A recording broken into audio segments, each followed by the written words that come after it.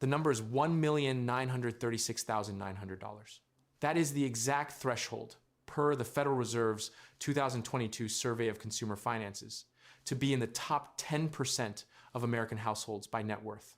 Not 3 million, not 5 million, 1.9. And according to Charles Schwab's 2025 Modern Wealth Survey, Americans believe you need 2.3 million to be considered wealthy. That is a gap of roughly $400,000 between the actual finish line and where most people think it is. Which means a meaningful slice of this country is already sitting in the top 10% of wealth, and they have no idea because the benchmark in their head is wrong by $400,000. I am going to show you 3 specific signs that put you in that category. Not vibes, not a general feeling, actual behavioral and financial markers that correlate directly with the Federal Reserve's percentile data. By the end of this video, you are either going to feel significantly better about where you are, or you are going to feel genuinely annoyed that you have been undervaluing yourself financially for years. Either outcome is productive. There is something broken about the way most people in this country understand their own wealth, and the break happens slowly, quietly, over decades, in a way that is almost invisible once you understand the mechanism. Let me show you what I mean. Before I get into the 3 signs, there is one thing I need to set up, because it runs through everything else in this video. I call it the wrong scoreboard problem. Your entire financial life, the scoreboard you have been trained to watch is the income scoreboard. Your salary, your raise, your bonus, your W-2 number, that scoreboard updates every 2 weeks when your paycheck hits. It is immediate, visible, emotionally satisfying when it goes up, and genuinely painful when it does not. And it is almost completely irrelevant to whether you end up in the top 10% of wealth. The wealth scoreboard is a different game with different rules. It moves slowly. It updates at 3 in the morning while you are asleep. A 12% annual return on a $400,000 retirement account added $48,000 to your net worth last year, and you probably did not register it because nothing showed up in your checking account.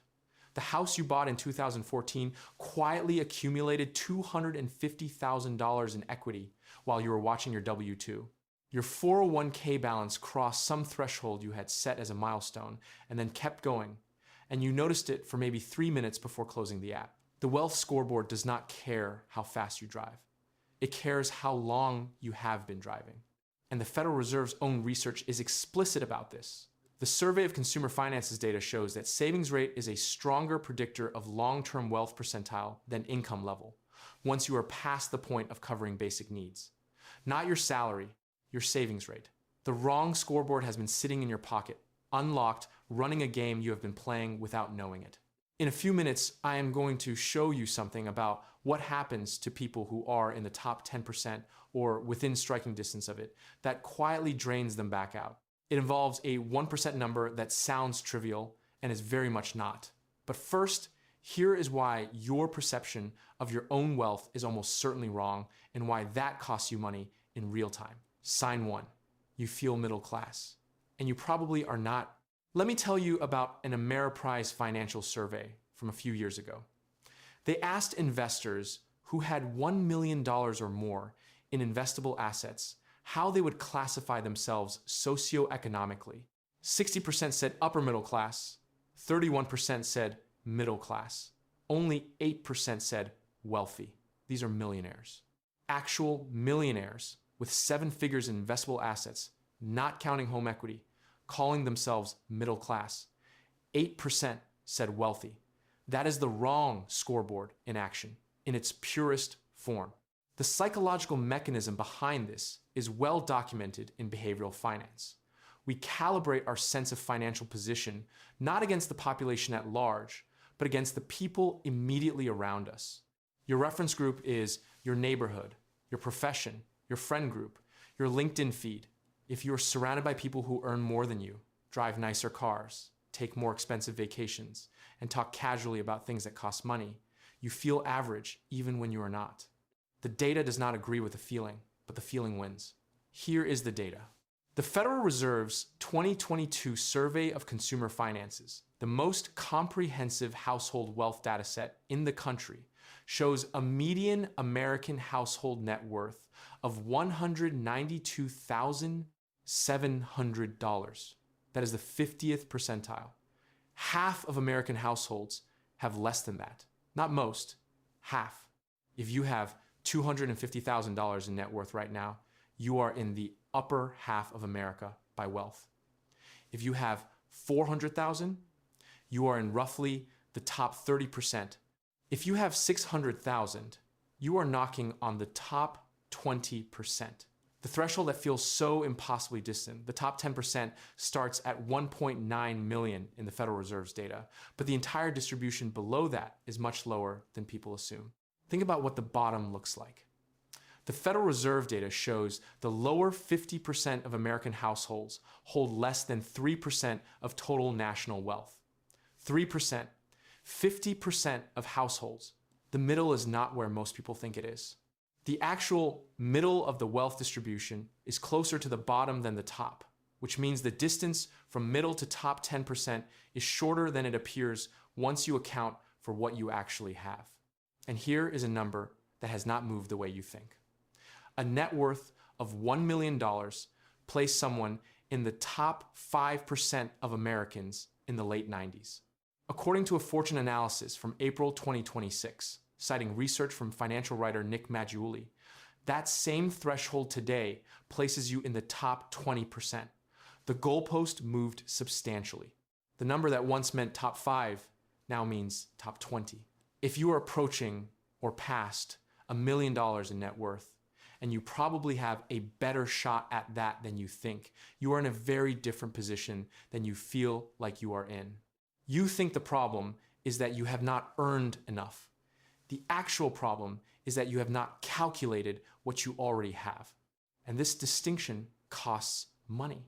People who think they are in the middle of the wealth distribution make middle-class financial decisions. They take on car payments they could avoid. They accept fee structures they never examine. They delay retirement planning conversations because those feel like problems for later, for when they are actually wealthy, which they are not, except that they are. The misperception is not just emotionally uncomfortable, it is financially expensive. By the way, hit subscribe if you like this kind of content, because the algorithm is not going to reliably show you my next video otherwise, and I do not particularly enjoy making things that disappear into the void. Now, before sign 2, let me introduce someone I want to follow through the rest of this video. His name is Dave. He is 47 years old, lives in Columbus, Ohio, works as a project manager, earns $112,000 a year. He bought his house in 2014 for $290,000. He contributes 12% of his salary to his 401k, has a small brokerage account he opened during COVID, and carries no credit card debt, one car loan, about $4,000 remaining. He considers himself solidly middle class. On a good day, upper middle class. We're going to check back in with Dave later and run his actual numbers. His reaction is instructive. Sign 2. Your home has been building wealth on your behalf without asking permission, and you have not added it to your net worth calculation. As of mid-2025, per Cotality, formerly CoreLogic, the average American mortgage holder has approximately $307,000 in home equity.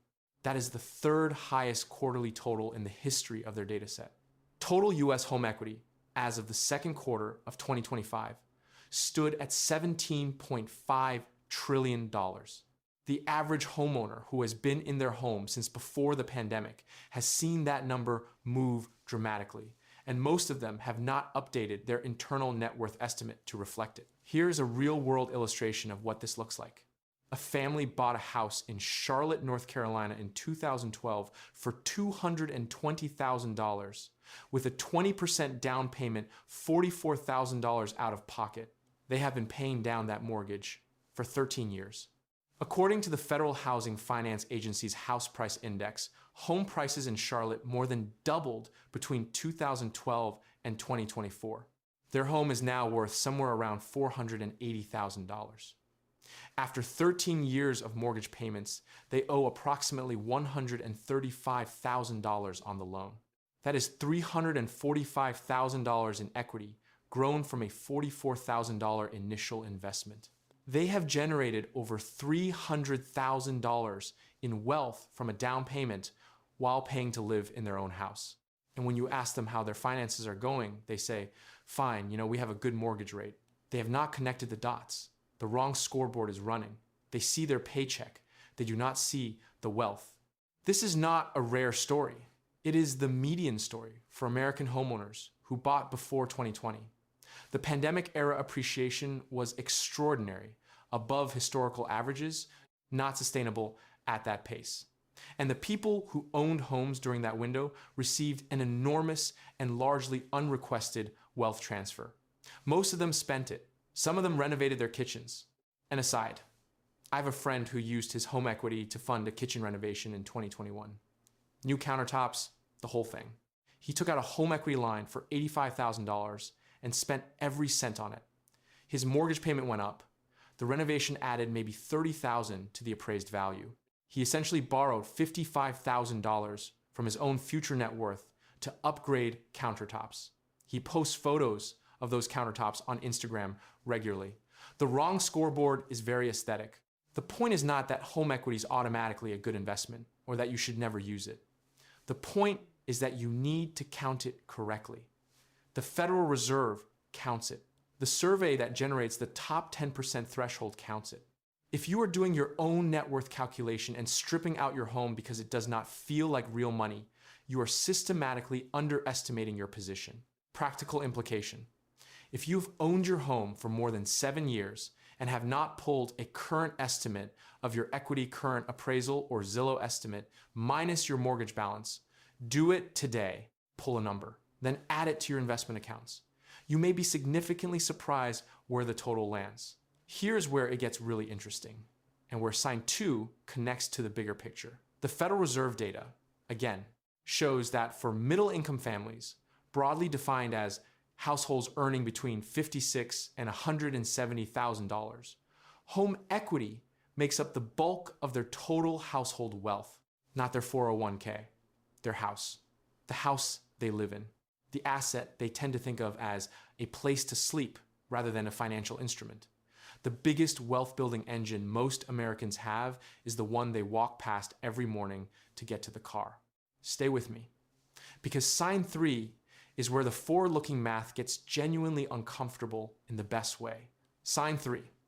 Your savings rate is above 15%, and that is a more powerful indicator of top 10% membership than your income. This one is about behavior, not balance sheets. It is about a number that most people have never calculated, and that turns out to be the single most predictive variable in the Federal Reserve's own wealth data. Fidelity Investments reported in early 2025 that the total savings rate among their retirement plan participants, employee contributions plus employer match, reached 14.3% in the first quarter, the highest on record in their data, which covers 24.5 million participants. Vanguard's 2025 How America Saves report, pulling from nearly 5 million participants, showed average employee contribution rates of 7.7% in 2024. That is the average. The median is lower.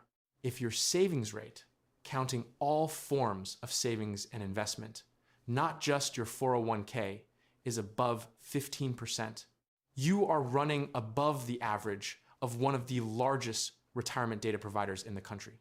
You are not in the middle. You are in the upper behavioral tier. Now here is why that matters more than your income. Run the math with me. A household earning $95,000 that saves 15% is putting away approximately $14,200 per year. At a 7% average annual return, which is conservative relative to long-term S&P 500 averages, net of inflation over 25 years, that is roughly $950,000 from savings alone, before home equity, before any employer match I have not accounted for, before any inheritance or windfall, just the regular deposits, compounding. Now run the same math for a household earning $120,000 but saving 8%. They are putting away $9,600 per year. At the same 7% return over 25 years, they finish with approximately $640,000. The higher earner, with the weaker savings rate ends up with $300,000 less over a quarter century. Same investment returns, just a different relationship with spending. $300,000 gone. Not to taxes, not to bad investments, just to spending habits. The income scoreboard said they were winning. The wealth scoreboard told a different story. And this is the reversal most people never see. You think the problem is that your income is not high enough. The actual problem for most people in the 30 to 55 range with stable employment is that their savings rate is too low and their lifestyle inflation has been too aggressive. Salary went up, car got nicer, house got bigger, savings rate stayed the same. The income scoreboard went up, the wealth scoreboard barely moved. The behavioral tell for someone who is heading toward the top 10% is boring. They drive cars that are older than the ones their neighbors drive. They live in a house they could afford comfortably 8 years ago, not one that just barely clears approval. They do not talk about money at parties. They have an automated transfer that moves money to investment accounts every month before they see it. They have turned financial discipline into a process so automatic that it requires no willpower anymore. And because it is invisible, they frequently do not register themselves as doing anything remarkable. They feel middle class because they spend like middle class, but their net worth is running well ahead. Here's a second comedic aside.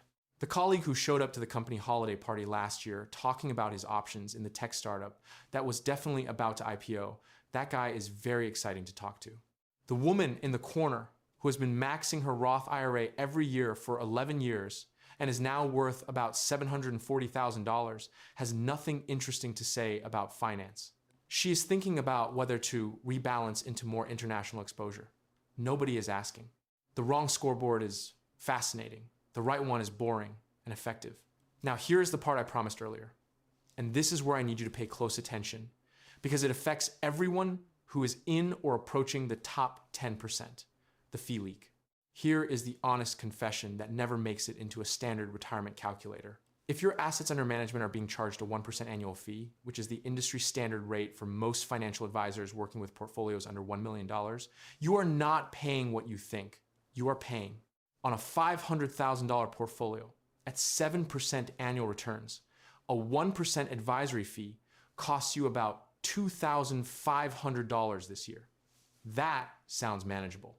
What it actually costs you after compounding over 20 years is more than $330,000. You paid $2,500. The true cost of that fee was $16,000 in forfeited compounding every year. But let's go further. An investor who starts with $100,000, contributes $1,000 per month for 40 years, earns a 9% gross return, and pays no fees, finishes with approximately $7.2 million, the clean index fund path. The same investor with a 1% advisor fee, net return dropping to 8%, finishes with $5.3 million. That is $1.9 million gone, not to the market, to fees. Add 1% in actively managed fund expense ratios on top of the advisor fee, which is completely normal for anyone who has not looked at their fund costs recently, and the net return drops to 7%. You finish with $3.9 million. Total damage from 2% in annual fees across 40 years, $3.3 million. Same contributions, same time horizon, same market performance, just fees. This is not an argument against ever using a financial advisor. Some advisors provide genuine value, particularly in tax planning, estate structuring, and the behavioral coaching that stops you from panic selling in a downturn. That kind of guidance is real and quantifiable, but you should know what it costs in compounding terms. And you should know whether your fund holdings are generating equivalent additional return to justify those fees, because statistically, the overwhelming majority of actively managed funds do not outperform their index benchmarks over long time horizons after fees. The fix is low drama and low effort. Vanguard, Fidelity, and Schwab all offer broad market index funds with expense ratios below 0.1%. If you log into your 401k today and move your holdings to the lowest cost index options in your plan's fund menu, you have done the most impactful thing you can do to preserve your compounding trajectory. It takes 25 minutes It does not require timing the market, picking stocks, or making any complex financial decision. You are not leaving the market, you are staying in it at a lower toll. Now here's the part I said you should be annoyed about. The people who are closest to the top 10%, people like Dave, people who have been quietly doing the right things for years, are also the most likely to be paying this fee without realizing it. Because they are the ones with enough accumulated assets to have been handed off to a managed account. The people who have nothing to manage do not get charged 1% to manage it. The people who have actually built something are the targets. The more you have done right, the more you are in the crosshairs of the fee structure. Here is where Dave lands. Let me run his actual numbers. His house in Columbus, Ohio, bought in 2014 for $290,000. Modest appreciation in a mid-sized Midwestern market, conservatively worth about $470,000 today. Remaining mortgage after 12 years, approximately $155,000. That is $315,000 in home equity. His 401k, 12 years of contributions at 12% of $112,000, with employer match in a target date fund. Based on Fidelity's data for consistent Gen X contributors, a reasonable estimate is around $330,000. Small brokerage account, $38,000. Savings account, $22,000. Minus the $4,000 car loan balance. Total, $701,000. Dave is in the top 22% nationally by net worth for all ages combined. For the 45 to 54 age bracket specifically, where the comparison is most meaningful, the median net worth is $247,000. Dave has nearly 3 times the median for his age group. He feels middle class. He is nowhere near the middle. If Dave's savings rate stays at 12%, his house appreciates at a conservative 2% annually, and his retirement accounts compound at 7%, which is below historical S&P 500 averages. His net worth crosses $1.5 million in 6 years. He crosses the overall top 10% threshold within 11 years of normal behavior, without doing anything different, just staying consistent. The Wrong Scoreboard told Dave he was average. The Wealth Scoreboard has been quietly building something else the whole time. Here is the practical framework. 3 things you can do before this video ends. Number 1, run a real net worth calculation. Not a mental ballpark, a spreadsheet. Pull your home's current estimated value from Zillow or Redfin, subtract your exact mortgage balance from your last statement, add every retirement account, 401k, Roth IRA, traditional IRA, old employer, plans you forgot to roll over. Add every brokerage account, every savings account, every checking account. Subtract every remaining debt mortgage excluded since you already accounted for equity. But car loans, student loans, credit card balances, anything, get one number. Then look up the Federal Reserve's percentile tables for your age bracket. They are publicly available on the Federal Reserve website and on DQYDJ. You might be surprised where you land. Number 2, calculate your savings rate. Add up everything you deposited into retirement accounts, brokerage accounts, high yield savings, and any other investment vehicle in the last 12 months. Divide by your gross income. If that number is above 15, you are in the upper behavioral tier for wealth accumulation. If it is below 10, the compounding gap I showed you is running against you daily, and raising it by 3 to 5% would be the highest leverage financial move available to you, more impactful than picking better stocks, timing the market, or chasing any investment trend. Number 3, check your expense ratios. Log into your 401k or brokerage provider, navigate to your holdings, and find the expense ratio for each fund. Add them up as a weighted average. If your blended expense ratio is above 0.5%, you are paying meaningfully more than you need to. If it is above 1%, the compounding math over 20 years is genuinely material. We're talking hundreds of thousands of dollars in forfeited growth. You can fix this in under 30 minutes without changing your asset allocation strategy. Move to the lowest cost index option in each asset class your plan offers. Done. None of this is complicated. None of it requires earning more money, taking on more risk, or making dramatic financial decisions. It requires looking at the right scoreboard, the one that measures what you have actually built, not what your paycheck says you earned last month. The sign of someone in the top 10% is not a big house, or a fancy car. Those are income signals. The sign is years of consistent behavior, automated, boring, running in the background, compounding while you are doing other things. The guy at the barbecue with the flashiest financial stories might be carrying $60,000 in consumer debt and essentially no savings. He is winning the visible game. He is losing the actual one. The person next to him who changed the subject, who has been maxing their 401k for 11 years and owns a house that has tripled in equity since they bought it, that person has probably already crossed the threshold they thought was decades away. Here's the thing about the top 10%. It is not a vault. It is not a destination you announce. More than 50% of Americans will find themselves in the top 10% of income earners for at least 1 year of their working lives. But staying there, building durable, compounding, weather-resistant net worth that holds through market corrections and job disruptions requires watching the right scoreboard consistently for years. The people who do it look ordinary from the outside. They drive ordinary cars and shop at ordinary stores and occasionally complain about the same things you do. They just never stop contributing, never stopped compounding, and never traded their boring financial life for a more exciting one. Lazy investing built more fortune than crypto memes. Look at the right scoreboard. The other one is just entertainment.